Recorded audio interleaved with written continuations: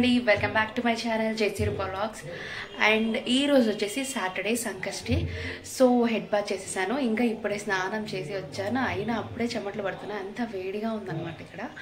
And ఈరోజు మేము ఎలా చేస్తాము, పూజ ఎలా చేసుకుంటాము అండ్ ఏంటి అనేది, ఇది వచ్చేసి మార్నింగ్ అయితే ఇలాగ అలంకరణ చేశారనమాట. యాక్చువల్గా పూజ ఈవినింగ్ చేస్తారు కదండి, కానీ మార్నింగ్ కూడా అమ్మ అంతా ఇలాగ సెట్ చేసేసారనమాట. అన్ని పూలు, ఇది జిల్లేడి ఆకు ఉంటుంది కదండి, దాని మీద వినాయకుడిని కూర్చోబెట్టారనమాట. మరి ఈవినింగ్ గరిక అవన్నీ తెచ్చుకొని మరి నార్మల్ సంకష్టి పూజ అయితే చేసేస్తామన్నమాట. అండ్ ఇప్పుడైతే పూజ అయిపోయింది. Next breakfast. ఈరోజు మా ఇంట్లో బ్రేక్ఫాస్ట్ ఇంట్లో చేయలేదు, ఎందుకంటే మా అమ్మ ఫాస్టింగ్ ఉన్నారు. ఇంకా నాకు ఒక్కదానికే మరీ చేయడం ఎందుకనేసి సో బయట ఇడ్లీనో దోశ ఏదో ఒకటి తెప్పించమని చెప్పాను అనమాట. అండ్ చూద్దాం ఏం తింటాను అనేది. అండ్ ఫైనలీ మసాలా దోశ అయితే తెప్పించుకున్నాను. టేస్ట్ అయితే ఓకేగా ఉంది, బట్ నా బ్రేక్ఫాస్ట్ అయితే కంప్లీట్ అయిపోయింది. దాని తర్వాత ఇలాగైతే ఛానల్స్ చేంజ్ చేయడం నాకు అలవాటు కదండి. ఇలాగ బిగ్ బాస్ వస్తే చూస్తున్నా. మీరు ఎంతమంది చూస్తున్నారో నా కామెంట్ సెక్షన్లో మెన్షన్ చేయండి. బట్ నాకైతే ఈ సీజన్ అస్సలు నచ్చలేదు, అస్సలు ఇంట్రెస్టింగ్గానే లేదు. ప్రోమో కూడా ఇంట్రెస్టింగ్గా లేదు. మీ ఫేవరెట్ ఎవరో నా కామెంట్ సెక్షన్లో మెన్షన్ చేయండి.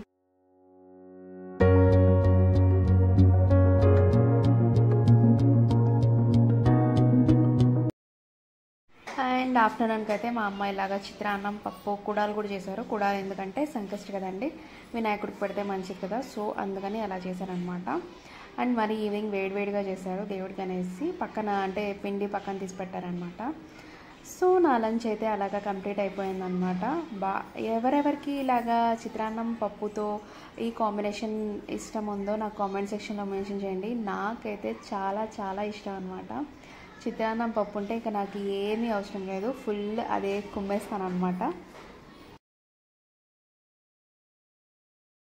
అండ్ ఈవినింగ్ 3 o'clock అలాగా ఇలాగ కొబ్బరి బొండం అయితే తాగేశాను. అండ్ అనంతపూర్లో బెంగళూరులో కంటే కాస్ట్లీగా ఉన్నాయండి. బెంగళూరులో అయితే 30-40K కొబ్బరి బొండం వస్తుంది, ఇక్కడ 70-80 రూపీస్ ఉన్నాయి. బట్ వాటర్ అయితే బాగా ఎక్కువ వచ్చాయి అండ్ టేస్ట్ కూడా బాగున్నాయి అన్నమాట. అలా డే బై డే అలాగా తీసుకుంటూ ఉంటాను. ఇది వచ్చేసి సంకష్టి రోజు ఈవినింగ్ అనమాట.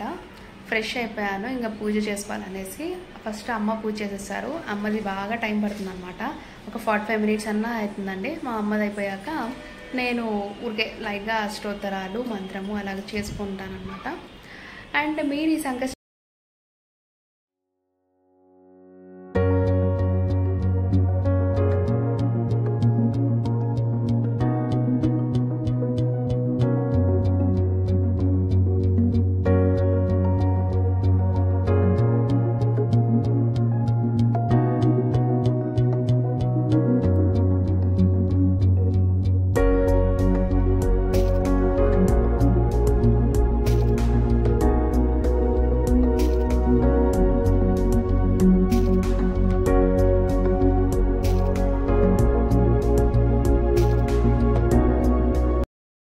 వినాయకాయ నమః, విఘ్నరాజాయ నమః, గౌరీపుత్రాయ నమః, గణేశ్వరాయ నమః, స్కందాగ్రజాయ నమః, వ్యయాయ నమః, పూతాయ నమః, దక్షాయ నమః, అధ్యక్షాయ నమః, ద్విజప్రియాయ నమః, ఓం అగ్నిగర్భచ్ఛిదే నమః, ఇంద్రశ్రీప్రదాయ నమః, వాణిప్రదాయ నమః, ఓం సర్వసిద్ధిప్రదాయ నమః, సర్వతనయాయ నమః, సర్వ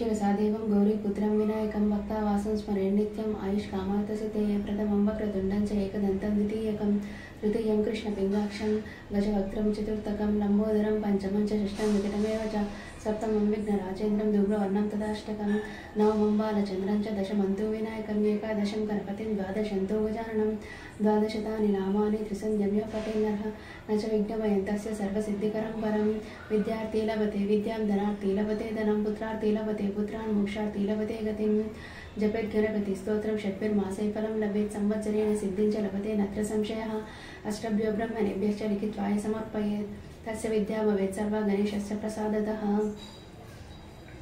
యా దట్స్ ఇట్ అండి.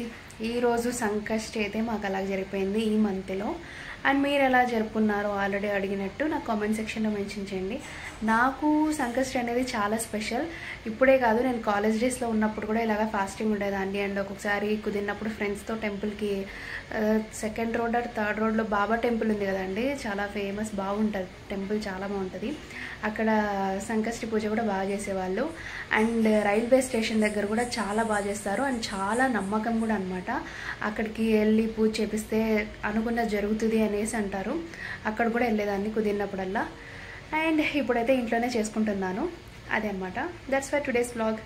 అండ్ మీకు ఈ వీడియో నచ్చినట్టయితే please do like, share and subscribe to my channel JC Rupa vlogs. Okay, bye.